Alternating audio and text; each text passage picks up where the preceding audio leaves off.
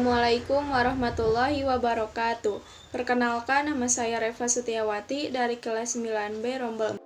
Perkenalkan, nama saya Mutia Clara Syabila dari kelas 9B Rombel 3. Perkenalkan, nama saya Muhammad Rizky Hidayatullah dari kelas 9B dari kelompok Rombel 3. Perkenalkan, nama saya Rama Indrajaya dari kelas 9B absen 23 Rombel nomor 3. Perkenalkan, nama saya Kirina Divanita dari Rombel 3. Perkenalkan, nama saya Muhammad Sadiq Dirsyah Putra dari kelas 9B absen 20 Rombel 3. Assalamualaikum warahmatullahi wabarakatuh. Saya Muhammad Farhan Andika dari kelas 9B. Perkenalkan, nama saya Fadi Ramadan, saya dari kelas 9B.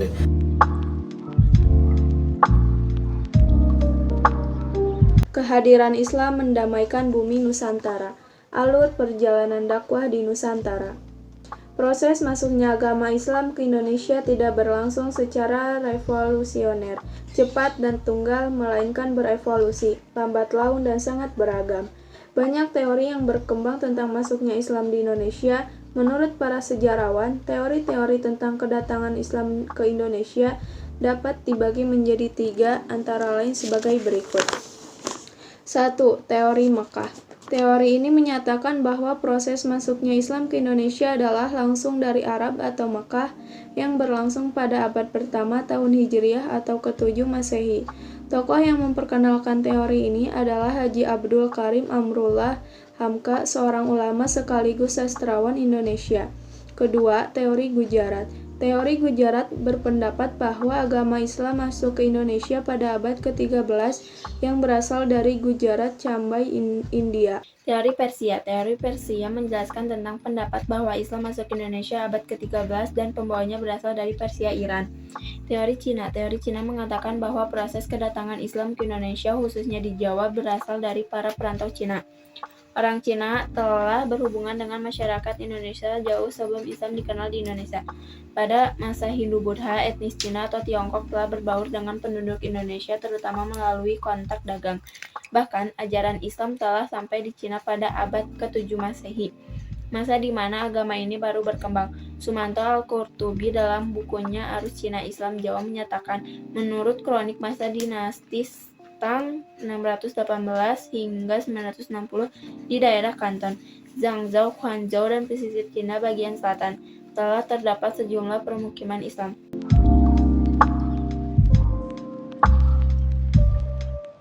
Cara-cara dakwah Islam di Nusantara merupakan aktivitas yang digunakan oleh kaum muslimin untuk menyebarkan Islam di Nusantara. Proses penyebaran agama Islam di Indonesia oleh para dai dilakukan dengan berbagai cara, yang semuanya mendukung meluasnya ajaran agama Islam. Para dai dan mubalik menyebarkan Islam di Nusantara dengan cara antara lain sebagai berikut. 1. Perdagangan. Pada abad ke-7 Masehi, bangsa Indonesia kedatangan para pedagang Islam dari Arab, Persia, dan India. Mereka mempunyai peranan dalam kegiatan perdagangan di Indonesia. Hal ini menimbulkan jalinan hubungan dagang antara masyarakat Indonesia dan para pedagang Islam. Selain berdagang, pedagang muslim mempunyai kewajiban berdakwah. Para pedagang juga sangat aktif untuk belajar agama Islam. Dengan cara tersebut, banyak pedagang Indonesia memeluk agama Islam yang kemudian disebarkan kembali kepada pedagang lainnya. 2. Pernikahan. Perekonomian para pedagang yang sudah menetap makin membaik. Para pedagang Islam yang datang ke Indonesia banyak yang melangsungkan pernikahan dengan wanita pribumi dengan syarat mereka harus masuk Islam.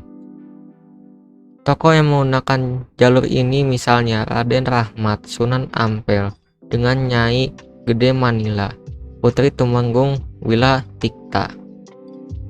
Pernikahan antara Raja Brawijaya dengan Putri Jempah yang beragama Islam kemudian berputra Raden Patah yang pada akhirnya menjadi Raja Demak.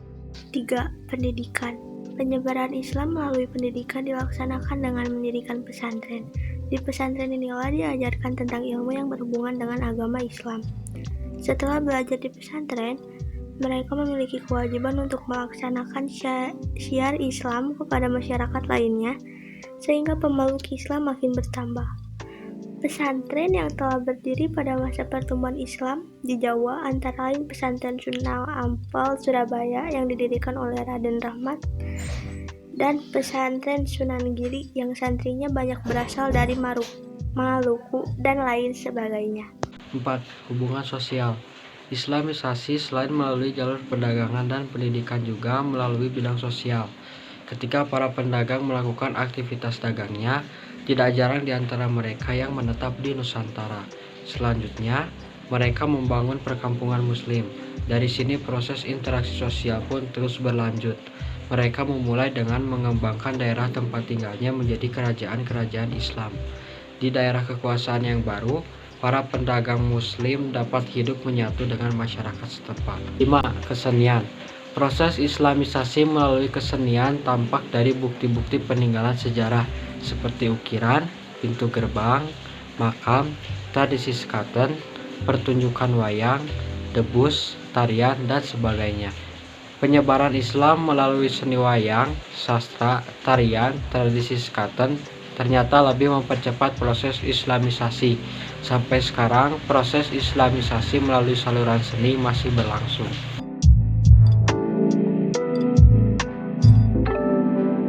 Kerajaan memiliki peranan dalam penyebaran Islam di Nusantara. Kerajaan Islam yang berkembang pada awal penyebaran dan perkembangan Islam di Nusantara yaitu sebagai berikut. 1. Kerajaan Samudra Pasai. Kerajaan Pasai adalah kerajaan Islam pertama di Indonesia. Malik al-Soleh merupakan pendiri sekaligus raja pertama kerajaan tersebut. Hal ini diketahui melalui tradisi hikayat raja-raja Pasai, hikayat Melayu, dan juga hasil penelitian atas berbagai sumber yang dilakukan berjana sarjana Barat, khususnya Belanda. 2. Kerajaan Aceh. Kerajaan Aceh berdiri pada tahun 1514. Sultan Ibrahim atau Ali Mugayat Syah tercatat sebagai raja pertama kerajaan ini yang memimpin tentara tahun 1514 sampai 1528. Selama pemerintahannya, sebagian besar komunitas dagang di Asia yang pernah dibubarkan akibat perebutan Malaka oleh Portugis menetap di Aceh. 3. Kerajaan Demak. Kerajaan Demak merupakan kerajaan Islam pertama di Jawa yang muncul ketika melemahnya Raja Majapahit. Di bawah pemimpinan Sunan Ampel, Wali Sanga bersepakat mengangkat Raden Patah menjadi raja pertama kerajaan Demak. Gelar Raden Patah adalah Sinopati Jimbu Ngabudaman Menembahan Palembang Sayyidin Manatagama. Demak sebelumnya adalah Bintoro yang merupakan daerah asal Penjabahit yang diberikan oleh Raja Majapahit kepada Raden Patah. Kerajaan Pajang adalah lanjutan Kerajaan Demak. Setelah melihat suasana di Kerajaan Demak yang sudah tidak kondusif, Jaka Tingkir memindahkan pusat kerajaannya di Kerajaan Pajang, yaitu di Surakarta. Kerajaan ini didirikan dan dipimpin oleh Jaka Tingkir, yaitu putra atau menantunya Sultan Trenggono,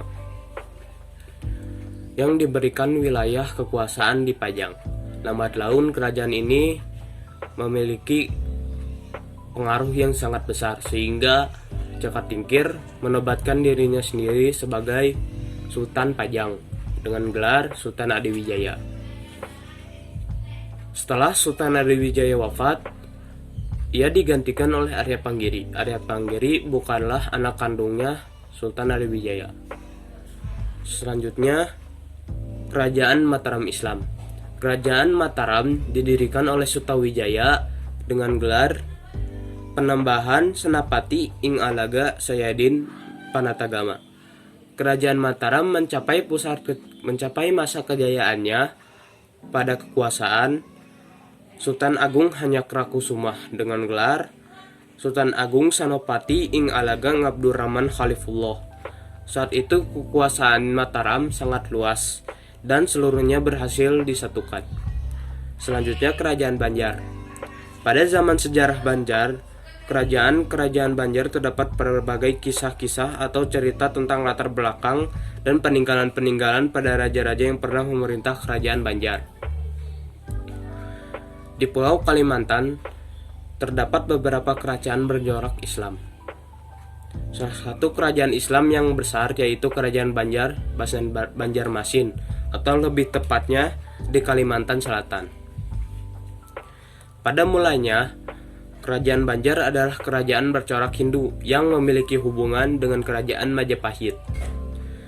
Kerajaan Banjar pada awalnya terdiri dari beberapa kerajaan kecil, yaitu Negara Dipa, Daha, dan Kahuripan. Kerajaan Goa Talo. Pada awalnya kerajaan Goa Talo lebih dikenal sebagai Kerajaan Makassar, terdiri dari beberapa kerajaan yang bercorak Hindu, antara lain Goa, Talo, Waju, Bone, Sopeng, dan Luwu.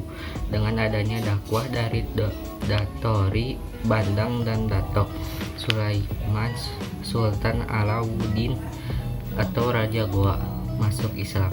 Setelah raja memeluk Islam, rakyat pun segera ikut memeluk Islam. Kerajaan Goa dan Talo kemudian menjadi satu dan lebih dikenal dengan nama Kerajaan Makassar. Kerajaan Ternate. Pada abad ke-13 di Maluku sudah berdiri Kerajaan Ternate. Ibu kota Kerajaan Ternate terletak di Sampalu atau Pulau Ternate. Sultan marhum memerintah Ternate tahun 1465 sampai 1485. Setelah mangkat, ia digantikan oleh putranya Zainal Abidin pada tahun 1495. Zainal Abidin mewakilkan pemerintahan kepada keluarganya karena ingin memperdalam pengetahuan agama Islam kepada Sunan Giri. Kerajaan Tidore. Kerajaan Tidore terletak di sebelah selatan Ternate. Kerajaan Tidore mencapai puncak kejayaan pada masa pemerintahan Sultan Nuku 1780 sampai 1805. Sultan Nuku dapat menyatukan Ternate dan Tidore untuk bersama-sama melawan Belanda yang dibantu Inggris. Belanda kalah serta terusir dari Tidore dan Ternate. Sekian dari kami. Wassalamualaikum warahmatullahi wabarakatuh.